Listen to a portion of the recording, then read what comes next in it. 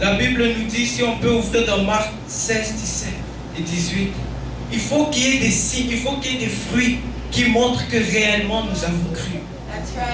Parce que sinon je peux venir ici, j'ai cru, je prends le micro, je sors, et puis je veux faire des choses qui ne sont pas agréables à Dieu. Mais la parole nous dit quoi ici? Lisons au nom de Jésus. Voici les miracles qui accompagneront ceux qui auront cru. En mon nom, ils chasseront les démons, ils parleront de l'homme. Ils essaieront de ne pas. S'ils voient quelque breuvage mortel, ils ne le feront point de mal. Ils imposeront les malades, et les malades seront guéris. Amen. Dans d'autres versions aussi, à la place de miracle, ça dit signe. Mais ceci sert à quoi? C'est une façon de reconnaître réellement ceux qui ont cru. Ça dit, voici les miracles qui accompagneront ceux qui auront cru. Alors je ne peux pas me mettre ici et dire j'ai cru, les gens me croient, même si les gens me croient. Dieu me connaît, Dieu me voit. Lui sait ce que je fais quand je suis seul. Lui sait ce que je fais quand je suis avec mes amis. C'est lui seul qui le sait. Mes parents peuvent me croire. Mais la parole dit, il y a des signes, il y a des choses qui vont montrer. Mais prenons seulement un exemple simple. Les frères comme le frère Yves ou le frère Damien, s'ils venaient devant ici, ils n'ont pas besoin de nous dire qu'ils vont au Dieu.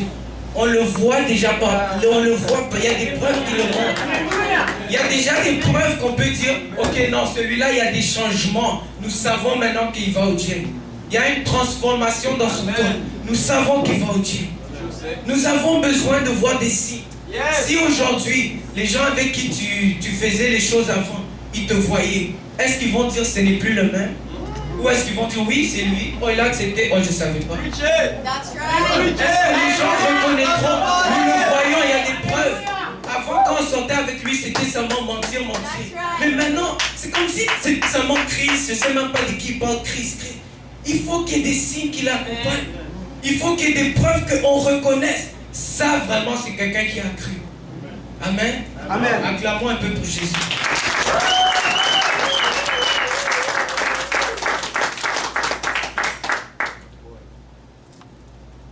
Alors, quand nous avions... Non, je veux seulement être dans sa présence. C'est qu'aujourd'hui, tu le fais encore. Pourquoi je dis cela? Si on peut retourner au texte de base. La parole dit, car Dieu a tant aimé le monde qu'il a donné son Fils unique, afin que quiconque croit. La parole n'a pas dit, afin que quiconque avait cru. Amen. Amen. Afin que quiconque va croire. Parce qu'on a l'habitude des fois. Dieu, si tu me donnes ces voitures, je veux croire en toi. Dieu, si tu fais ça pour moi, je veux croire en toi. La parole dit ceux qui croient, ça veut dire c'est au présent. Si tu croyais hier, tu crois encore aujourd'hui, tu vas encore croire demain. C'est pas déjà j'avais cru. Oui, avant, quand j'avais accepté, je pleurais tout le temps. Mais maintenant, qu'est-ce qu'il y a? Tu crois plus ou tu es devenu trop mature? L'acte de Jésus est devenu, maintenant c'est devenu quelque chose de normal. Amen.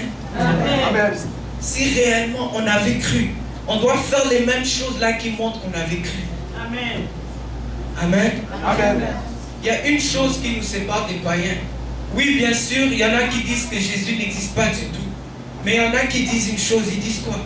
Si réellement le Dieu dont tu parles existait, pourquoi est-ce qu'il aurait besoin de venir mourir? Pourquoi est-ce que s'il a toute cette supériorité, toute cette autorité, pourquoi est-ce qu'il ne pouvait pas juste descendre et tuer les faire comme il veut? Parce qu'il sait que si j'accepte de croire que quelqu'un d'autre était mort, je ne peux plus être le même. Ils savent, ils préfèrent le rejeter. Parce que si je crois réellement que Dieu a fait tout cela, il faut que je commence à faire ce qu'il me demande. Amen. Amen. Amen.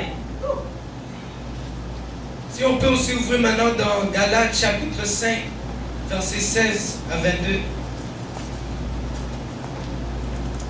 Lisons au nom de Jésus. Après, c'est dans l'esprit, et non pas les baptêmes de chair. Car la chair a le désir contraire à ceux de l'esprit, et l'esprit a un contraire à ceux de la chair. Ils sont opposés entre eux, afin que vous ne fassiez point ce que vous voulez. Si vous êtes conduits par l'esprit, vous n'êtes point sous la loi. Or, les œuvres de la chair sont manifestes.